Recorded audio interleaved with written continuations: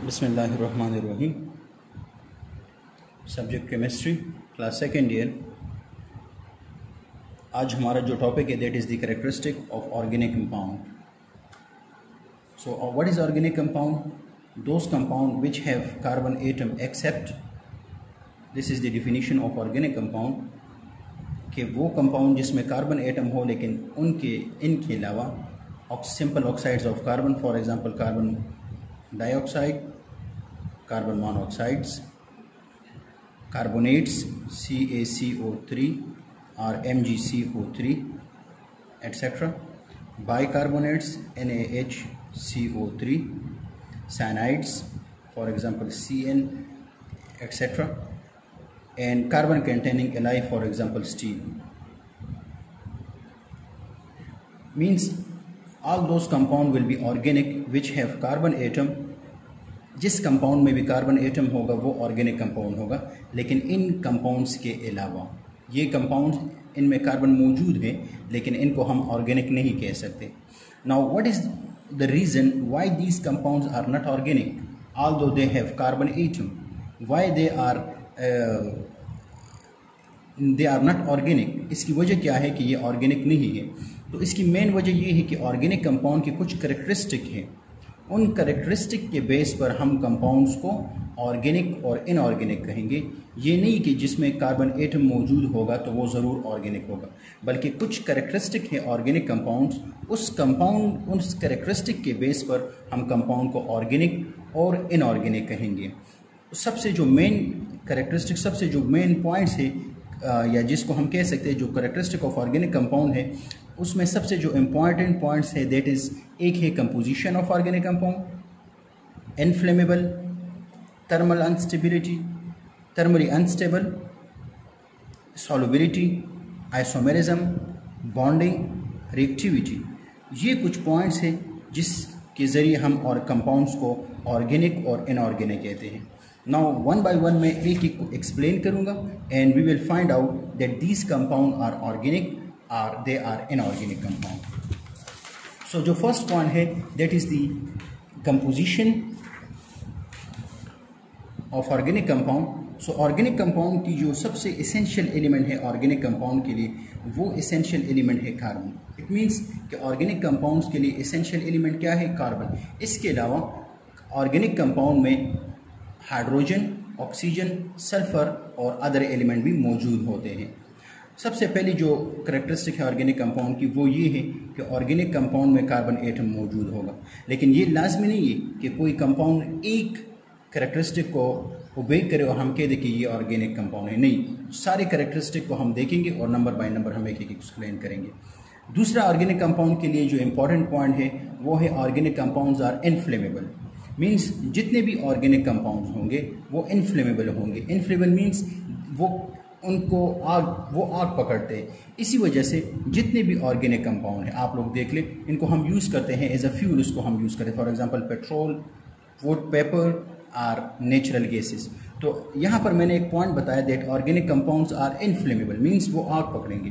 तो क्या carbon monoxide या कार्बन डाइऑक्साइड आग पकड़ता है या आग इसकी वजह से बंद हो जाता है? सिमिलरली कैल्शियम कार्बोनेट CaCO3 या मैग्नीशियम कार्बोनेट, जिसको हम आम जुबान में मार्बल भी कहते हैं, क्या ये इनको आग लगती है या इनकी वजह से आग बुझती है? इट मीन्स कि दे आर नॉट इनफ्लेमेबल. सो एक पॉइंट पर यहाँ पर ये जो कंपाउंड है ये इनफ्लेमेबल नहीं है, तो ये इस करेक्टरिस्टिक को ओबे नहीं कर रहे. सो ऑर्गेनिक कंपाउंड की पहली करेक्टरिस्टिक ये कि ऑर्गेनिक कंपाउंड की कंपोजिशन क्या है कि उसमें कार्बन एटम होगा. दूसरा ये कि ऑर्गेनिक कंपाउंड इनफ्लेमेबल होंगे, लेकिन ये जो कंपाउंड्स जिसमें कार्बन एटम मौजूद है लेकिन ये इनफ्लेमेबल नहीं है. सो फर्स्ट पॉइंट में यहाँ पर उन्होंने ऑर्गेनिक कंपाउंड की एक करेक्टरिस्टिक को डिसोबे कर दिया. दूसरा क्या है? ऑर्गेनिक कंपाउंड जो होंगे वो थर्मली अनस्टेबल होंगे. ऑर्गेनिक कंपाउंड जितने भी हैं दे थर्मली अनस्टेबल है. थर्मली अनस्टेबल का मतलब क्या है कि जब भी हम ऑर्गेनिक कंपाउंड को स्मॉल अमाउंट में हीट करेंगे, when we heat up the organic compound they will break down easily. For example, यहाँ पर मैं एक सिंपल सा एग्जांपल आप लोगों को दे रहा हूँ. अगर हम लेंगे पेपर, या हम पेपर एक सिंपल ऑर्गेनिक, जिसको हम कहते हैं कि ये ऑर्गेनिक कंपाउंड से बना हुआ, अगर पेपर को आप लोग आग के करीब करेंगे तो ये जल जाता है और ख़त्म हो जाता है. सिमिलरली अगर हम स्टील लेते हैं स्टील को अगर आप लोग शॉर्ट टाइम के लिए आग में रख दे तो वो गर्म हो जाती है, लेकिन वो ब्रेक डाउन नहीं होती। सो इट मीन्स कि जितने भी ऑर्गेनिक कंपाउंड है वो थर्मली अनस्टेबल हैं, या हम कह सकते हैं कि उनकी कंबशन हो जाती है और वो हमें क्या दे देते हैं, कार्बन डाइऑक्साइड, वाटर, एनर्जी, और उससे कुछ स्मॉल अमाउंट ऑफ या लार्ज अमाउंट ऑफ एनर्जी उससे रिलीज हो जाती है। सो ऑर्गेनिक कंपाउंड की जो थर्ड कैरेक्टरिस्टिक है वो ये है कि ऑर्गेनिक कंपाउंड थर्मली अनस्टेबल है।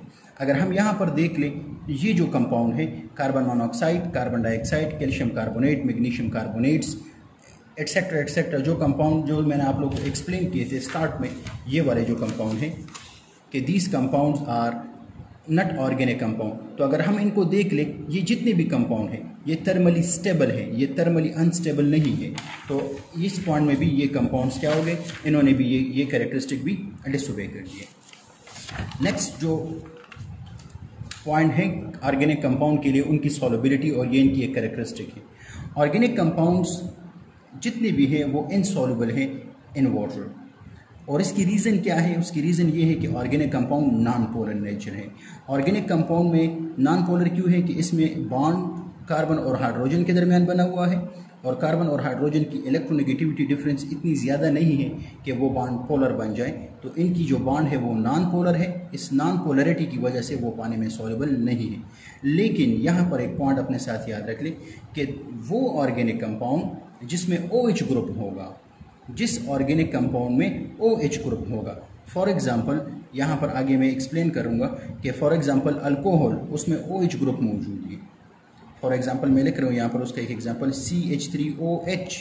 सो जिस कंपाउंड में OH ग्रुप होगा वो पानी में हल होंगे, they are soluble in water.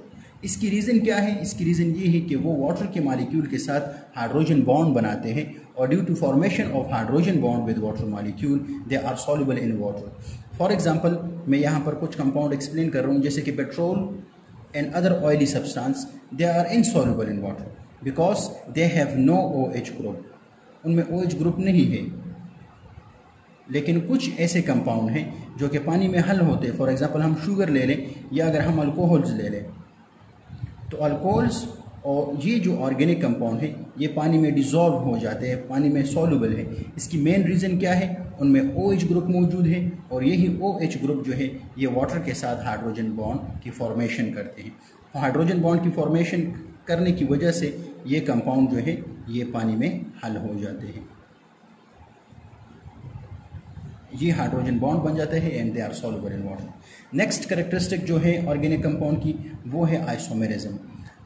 Isomerism क्या है, molecule having same molecular formula. अगर हम यहाँ पर देख लें, ये एक दो मॉलिक्यूल्स, यहाँ पर दो स्ट्रक्चर्स मैंने बनाए हुए हैं, दोनों में 1 2 3 4 5 1 2 3 4 5, दोनों मॉलिक्यूल्स में 5 कार्बन्स मौजूद हैं। अगर इन दोनों मॉलिक्यूल को हम देख लें, दोनों मॉलिक्यूल्स में 5 कार्बन्स मौजूद है और 12 हाइड्रोजन मौजूद है। Both having same molecular formula but different structure. लेकिन इन दोनों के स्ट्रक्चर को अगर हम देख लें, ये स्ट्रेट चेन है और ये ब्रांच चेन है, तो इन दोनों मॉलिक्यूल में मेन डिफरेंस क्या है, इन दोनों मॉलिक्यूल में मेन डिफरेंस ये है कि इनकी स्ट्रक्चर डिफरेंट है, और सिमिलरिटीज़ क्या है कि इनका मॉलिक्यूलर फार्मूला सेम है। तो जब जिस मॉलिक्यूल का मॉलिक्यूलर फार्मूला सेम हो और डिफरेंट स्ट्रक्चर हो, ये दोनों एक दूसरे के आइसोमर्स है। Molecule having same molecular formula but different structure is known as isomers. ये दोनों एक दूसरे के आइसोमेरिज्म हैं और इस फिनोमेना को हम आइसोमेरिज्म कहते हैं। तो ऑर्गेनिक कंपाउंड की एक कैरेक्टरिस्टिक ये है कि ऑर्गेनिक कंपाउंड्स के मॉलिक्यूल के आइसोमर एग्जिस्ट करते हैं, और ये इनकी एक कैरेक्टरिस्टिक है ऑर्गेनिक कंपाउंड। नेक्स्ट पॉइंट जो है ऑर्गेनिक कंपाउंड के लिए, वो इनकी जो कैरेक्टरिस्टिक है वो ये है कि ऑर्गेनिक कंपाउंड्स मोस्टली हम देख लेते हैं तो इसमें दो चीज़ें मौजूद है, that is carbon and hydrogen इसमें मौजूद है। और कार्बन और हाइड्रोजन की जो इलेक्ट्रोनेगेटिविटी डिफरेंस है वो इतनी ज़्यादा नहीं है। अगर ये इलेक्ट्रोनेगेटिविटी डिफरेंस ज़्यादा होता तो वो आयनिक बॉन्ड बनाते, लेकिन इलेक्ट्रोनेगेटिविटी डिफरेंस कम होने की वजह से कार्बन और हाइड्रोजन के दरमियान जो बॉन्ड बनता है वो कोवेलेंट बॉन्ड बनता है। तो इस वजह से हम कहते हैं कि most of the organic compound, ज़्यादातर जो ऑर्गेनिक कंपाउंड होते हैं, they have covalent bond. For example in methane, the bond between carbon and hydrogen, all these 4 bonds are covalent bond. Last जो कैरेक्टरिस्टिक है ऑर्गेनिक कंपाउंड की वो है इसकी रिएक्टिविटी। सो जितने भी ऑर्गेनिक कंपाउंड्स हैं इनमें जो बॉन्ड एग्जिस्ट करता है that bond is covalent bond, और कोवेलेंट बॉन्ड जब भी बनता है तो उसमें मॉलिक्यूल या एटम्स के दरमियान स्टेबिलिटी आ जाती है। उसकी स्टेबिलिटी वजह क्या है कि उनके दरमियान जो इलेक्ट्रॉन की जो शेयरिंग होती है वो शेयरिंग ऐसी हो जाती है कि उसकी वजह से दोनों जो एटम बॉन्डेड होते हैं वो दोनों एटम्स बॉन्ड बनाने की वजह से वो कंप्लीटली स्टेबल हो जाते हैं। ये जो इलेक्ट्रॉन इन्होंने शेयर किया हुआ है, इस इलेक्ट्रॉन की वजह से, ये शेयर करने की वजह से ये मॉलिक्यूल नॉन पोलर बन जाते हैं। नॉन पोलर क्यों बन जाते हैं? क्योंकि ये जो पेयर ऑफ इलेक्ट्रॉन होता है ये दोनों के बिल्कुल मिड में होता है, जिसकी वजह से नॉन पोलर होते हैं। और इसी शेयरिंग की वजह से मॉलिक्यूल जितनी भी ऑर्गेनिक कंपाउंड है ये इंतहाई स्टेबल होते हैं। तो जब भी मॉलिक्यूल स्टेबल होगा तो इनकी जो रिएक्टिविटी होगी रूम टेम्परेचर और प्रेशर पर वो लेस होगी as compare to organic compound. तो हम ऐसे कह सकते हैं कि जो ऑर्गेनिक कंपाउंड की जो रिएक्टिविटी है it is less, they are less reactive as compare to the inorganic compound. Thank you.